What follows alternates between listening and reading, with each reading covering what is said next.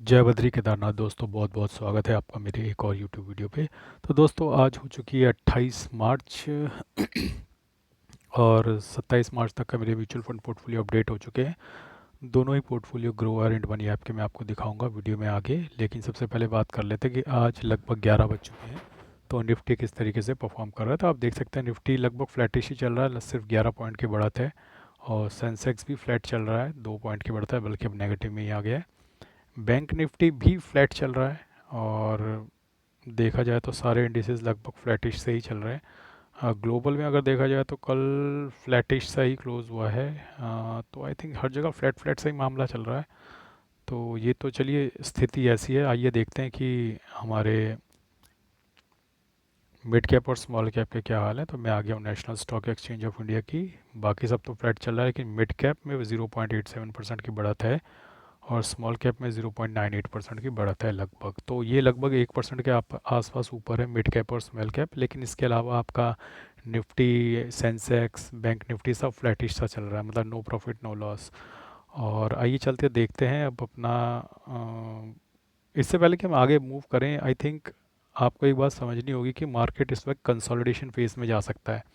जब तक ये 23,800 या 24,000 को क्रॉस नहीं करता क्लोजिंग डे बेसिस पे, तब तक ये कंसोलिडेट होता रहेगा। कंसोलिडेशन में 1000 पॉइंट तक का नीचे फॉल आना कोई बहुत बड़ी बात नहीं होगी, इसे कंसोलिडेशन का हिस्सा ही माना जाएगा। हाँ, लेकिन अगर वो 22,000 का लेवल तोड़ के उसके नीचे जाता है तो फिर से एक बियर फेज शुरू हो सकता है। लेकिन फिलहाल जब तक ये 22,500 22,000 के लेवल के ऊपर है और इधर 23,800 के नीचे है, तो ये 12-1500 पॉइंट की जो रेंज है, 1000-1200 पॉइंट की जो रेंज, ये कंसोलिडेशन फेज कहलाएगा और इसमें मार्केट कंसोलिडेट करता रहेगा। अब आखिरी दिन है दोस्तों मार्च मंथ का आज। और आई थिंक जितना भी टैक्स हार्वेस्टिंग थी वो मैंने पता चला मुझे कि कल ही हो चुकी है और आज जो करेंगे वो शायद पॉसिबल नहीं है। कैसे नहीं है इतनी जानकारी मुझे भी नहीं है, लेकिन ऐसा सुनने में आ रहा था कि टैक्स हार्वेस्टिंग के लिए कल आखिरी दिन था। और उसके बाद अब जो अपना ट्रम्प का वो वाली न्यूज़ है, टैरिफ वॉर वाली, उसके लिए भी 1-2 दिन और बचे हैं। उसके बाद हम आ जाएंगे अपने Q4 के रिजल्ट्स पे, जो कि लगभग 9-10 तारीख से आने शुरू हो जाएंगे अप्रैल के महीने में। वो फिर मार्केट की दिशा तय करेंगे कि मार्केट कहाँ जाएगा। तो मुझे लगता है अगले 5-7 दिन जो है ये कंसोलिडेशन फेस करेंगे, बहुत ज़्यादा मूवमेंट हमें देखने को नहीं मिलेगी। थोड़ा बहुत चाह 400-500 पॉइंट ऊपर या 400-500 पॉइंट नीचे निफ्टी जा सकता है और मोटा मोटा यहीं पे रहने वाला है। और आइए देखते हैं अब अपना एफआई के बायसेल के डेटा में। तो कल जैसा कि हमने देखा है 27 मार्च को एफआई ने 11,111 करोड़ की कैश में बाइंग करी है और हमारे डीआई ने भी 2517 करोड़ की बाइंग करी है। लेकिन मार्केट तो इतना नहीं भागा, कल थोड़ा बहुत ही भागा है, लेकिन आई थिंक रिटेलर कहीं ना कहीं टैक्स हार्वेस्टिंग के चक्कर में अपना माल बेच रहे हैं ताकि वो सेटलमेंट कर सकें। तो आई थिंक वो सारी सेटलमेंट भी अब पूरी हो चुकी है। अब मार्केट जो है सेंटिमेंट्स पे नहीं चलेगी, अब नंबर्स पे चलेगी, कैसे नतीजे आते हैं आगे कॉरपोरेट्स के। 8-9 10 तारीख से अप्रैल के वो शुरू हो जाएंगे। तो I think as far as F I numbers are concerned, F I तो भैया अब कंटिन्यूसली बाइंग कर रहे हैं। आप देख सकते हो बीच में 1 आध दिन की सेलिंग आई थी, लेकिन 1 2 3 4 5 6 7 7 दिन से लगातार वो बाइंग करते जा रहे हैं। और आई थिंक अब ये कहना कि एफ आई की वजह से मार्केट गिर रही है बिल्कुल गलत होगा। अब या तो डी आई मार्केट गिरा रहे हैं या हमारे रिटेलर्स, यही लोग मार्केट गिरा रहे हैं। अब एफ आई तो मार्केट नहीं गिरा रहे, ये बात तो इस डेटा से साफ पता चल रही है। आइए चलते हैं अपने शून्य प्लेटफॉर्म पे, जहाँ मैं अपना शेयर्स और ईटीएफ का पोर्टफोलियो आपको दिखाता हूँ। तो आप देख सकते हैं कि आज मुझे लगभग 0.7%, 0.75%, 1188 रुपये का लगभग गेन हो रहा है। आप देख सकते हैं मिड कैप 20 का ईटीएफ है जिसमें लगभग मुझे 24 रुपये का गेन हो रहा है। इंडसइंड बैंक 170 रुपये का लॉस हो रहा है। रिलायंस में मुझे 956 रुपये, लगभग 1% का गेन हो रहा है। टाटा मोटर्स में 249 का गेन हो रहा है। जीनस पवन में 13 रुपये का नुकसान। CPSC ETF में 127 रुपये का गेन। इरकॉन 32 रुपये का gain. HDFC small cap ETF 15 रुपये का गेन। डाबर जो है 33 रुपये का नुकसान दे रहा है। तो ओवरऑल आप देख सकते हो कि मेरा पोर्टफोलियो इस वक्त 11.5% के लगभग नुकसान में है। 20,611 रुपये का मुझे नोशनल लॉस है। Invested value 1,80,000, current value 1,59,000। और आप देख सकते हैं कि अ, मेरे दो शेयर्स जो हैं इस वक्त प्रॉफिट में देख रहे हैं। मिड कैप भी जो है 6% के नुकसान में है, इंडसइंड बैंक 40% के नुकसान में है, Reliance just no profit no loss से ऊपर आके 78 रुपीज़ का इस वक्त गेन दिखा रहा है। टाटा मोटर 16 रुपये के नुकसान में है, जीनस पावर 41% के नुकसान में, C P S E E T F लगभग 2% का गेन है, 261 रुपये का गेन दिखा रहा है। एरकॉन जो है 33% के नुकसान में है, H D F C small cap E T F 11% के नुकसान में है, डाबर 7% के नुकसान में है। तो धीरे धीरे आप देख रहे हो कि अब C P S E E T F में गेन बढ़ता जा रहा है और रिलायंस में भी धीरे धीरे प्रॉफिट आना शुरू हो गया है। और रिलायंस तो जैसा कि मैंने आपको बताया हुआ कि मैं लंबा होल्ड करने वाला हूँ, क्योंकि मुझे जियो का आईपीओ के शेयर्स भी चाहिए। तो रिलायंस में फ़िलहाल बेचने के मूड में नहीं हूँ। आगे अगर चलें तो आइए देखते हैं अपने इंड मनी ऐप के म्यूचुअल फंड पोर्टफोलियो की क्या स्थिति है। तो कल इस पोर्टफोलियो में लगभग 1400 रुपये का नोशनल गेन हुआ है और इन्वेस्टेड वैल्यू जो है 1,97,000 है, करंट वैल्यू 1,99,000 है। तो लगभग 2000 के प्रॉफिट में ये वाला म्यूचुअल फंड पोर्टफोलियो है। आप देख सकते हैं कि 75,900 रुपये की मेरी एसआईपी है, जिसमें से 65,000 की एसआईपी लगभग पूरी हो चुकी है। पारंपरिक में कल 19 रुपये का गेन हुआ है और ये ओवरऑल ये वाला म्यूचुअल फंड प्रॉफिट में है। आप देख सकते हैं 1.66 निपॉन इंडिया लार्ज कैप में कल 206 रुपये का गेन हुआ है, ये भी 3% के प्रॉफिट में है ये पोर्टफोलियो भी। आईसीआईसी प्रूडेंशियल में लगभग 125 रुपये का गेन हुआ है, लगभग 3.25% के प्रॉफिट में है ये म्यूचुअल फंड। आदित्य बिरला सन लाइफ पीएसयू, इसमें कल 218 रुपये का गेन हुआ है, 1.14% के गेन में है ये भी।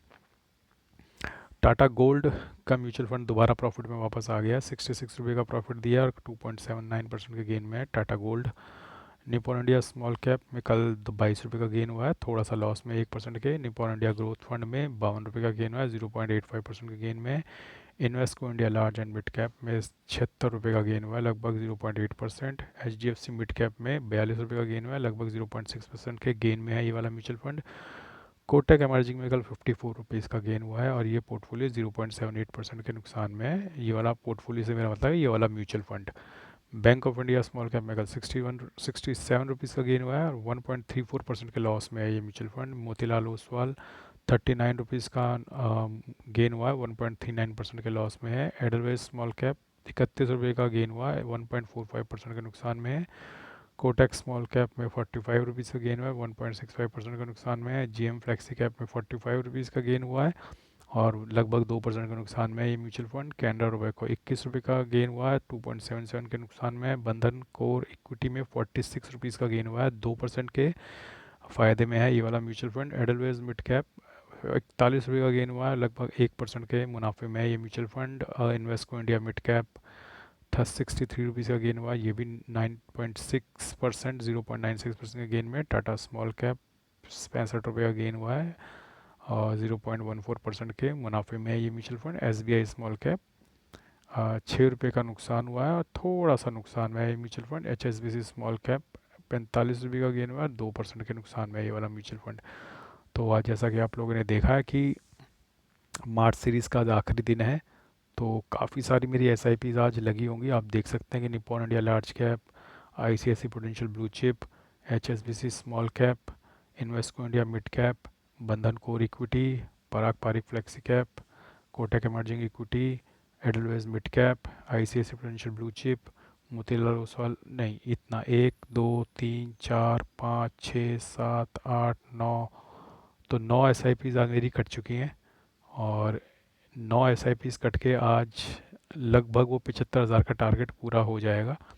तो अमाउंट वाइज अगर देखें तो 600, 1200, 1200, 500, 1700, 1700, 2200, 2200, 2700, 2700, 2000, 5500 और ये हो गया 6200, 6200 और 500, 6700, 7200, 7700, तो 7,700 रुपये की आज मेरी एस आई पीज़ कट चुकी हैं। तो जैसा कि मैं बोलता हूँ कि large cap, mid cap, small cap और फ्लेक्सी कैप, उन्हीं इस कॉम्बिनेशन में मेरी एस आई पी जारी हैं और आज भी लगातार जारी हैं। मार्केट ऊपर ज़रूर जा रहा है दोस्तों, लेकिन आपको हमेशा ये बात ध्यान रखनी है कि मैंने अपनी एस आई पी डबल कर रखे हैं, क्योंकि मार्केट अपने हाई से अभी भी 10% लगभग नीचे है। तो ये एक अच्छा जोन है जहाँ पे आपको ज़्यादा से ज़्यादा यूनिट्स एक्यूमुलेट करनी है, ताकि जब मार्केट अपना ऑल टाइम हाई बनाए और वहाँ से आगे निकले तो आपको एक अच्छा मुनाफा हो।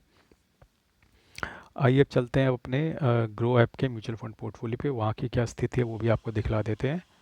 तो आ गया हूँ मैं ग्रो ऐप के म्यूचुअल फंड पोर्टफोलियो में। कल इस पोर्टफोलियो में 21,588 रुपये का नोशनल गेन हुआ है। और एक बार दिखा देते हैं किस किस म्यूचुअल फंड ने कल पॉजिटिव रिटर्न दिया है। यहाँ पे HDFC डिफेंस फंड ने 175 रुपये का 2% के लगभग, आदित्य बिरला सन लाइफ PSU ने 1700, इन्वेस्को इंडिया PSU ने 1200, quant infrastructure 475, quant small cap 2300, Tata small cap 550, Motilal Oswal BSE ने 459, Invesco India mid cap 488, bank of India 1100, quant large and mid cap 1000, ICICI prudential Bharat 280, Nippon India power and infra 43, Invesco India infrastructure 83, HSBC large and mid cap 1600, Kotak emerging equity 380, Bandhan small cap 861, Nippon India growth 284, Bandhan core equity 407, Nippon India large cap 1500, Edelweiss mid cap 875, HDFC large and mid 1200, Quant mid cap 999, HDFC mid cap opportunities 669, Motilal Oswal mid cap 1500, Canara Robeco 147, Nippon India small cap 600, HDFC large cap 383, Parag Parikh 30, Motilal Oswal Nifty defence ने 2 रुपये का कल gain दिया है। तो कल सारे ही mutual fund ने गेन दिया और ये सब मिल मिला के कल 21,588 रुपीज़ का नोशनल गेन हुआ है। 27,45,000 इन्वेस्टेड वैल्यू है, 25,07,000 करंट वैल्यू है उसकी। लगभग 2,38,000 के नुकसान में ये वाला मेरा पोर्टफोलियो चल रहा है और इसमें अब रिकवरी तेज़ी से होती हुई आप देख रहे हैं। निफ्टी और मार्केट का जो मैंने आपको बता दिया कि कंसोलिडेशन जोन का है इस वक्त, और बहुत ज़्यादा आप यहाँ से तेज़ी तभी एक्सपेक्ट कर सकते हैं जब 23,800 या 24,000 के लेवल को ये तोड़ता है, या फिर नीचे 22,500 के लेवल को तोड़ता है तो ये बियरिश फेज में घुसेगा। लेकिन फ़िलहाल इसको हम एक कंसोलिडेशन फेज कहेंगे, जहाँ मार्केट की दिशा फ़िलहाल क्लियर नहीं है। क्लियर इसलिए नहीं है कि टैरिफ का क्या होना है, वो अगले हफ्ते पता चलेगा 2 अप्रैल से पहले पहले या 2 अप्रैल के दिन तक, कि क्या क्या और टैरिफ लग रहे हैं, हिंदुस्तान पे कितना टैरिफ लगेगा उसके बारे में भी पिक्चर क्लियर हो जाएगी। प्लस फिर 9 या 10 तारीख से दोबारा कंपनियों के नतीजे आने शुरू हो जाएंगे क्वार्टरली, और तब असली दिशा तय होगी कि मार्केट को किधर जाना है, और ज़्यादा कंसोलिडेट करना है इसी लेवल पे या फिर ऊपर जाना है, वो कंपनियों के नतीजों पे निर्भर करेगा। तो आई थिंक मैंने अपने आप को तीनों ही पोर्टफोलियोज दिखा चुका हूँ, और ये भी दिखा चुका हूँ कि कितना नफ़ा कितना नुकसान हो रहा है। FI DI का डेटा भी मैं दिखा चुका हूँ कि FI लगातार बाइंग कर रहे हैं। तो अपनी भड़ास अब FI पे ना निकालें, FI तो बाय कर रहे हैं, अब मार्केट में कुछ और ही गेम चल रहा है जिसकी वजह से मार्केट ज़्यादा भाग नहीं रही है। तो दोस्तों आज के लिए बस इतना ही। धन्यवाद, गुड बाय, जय बद्री केदार।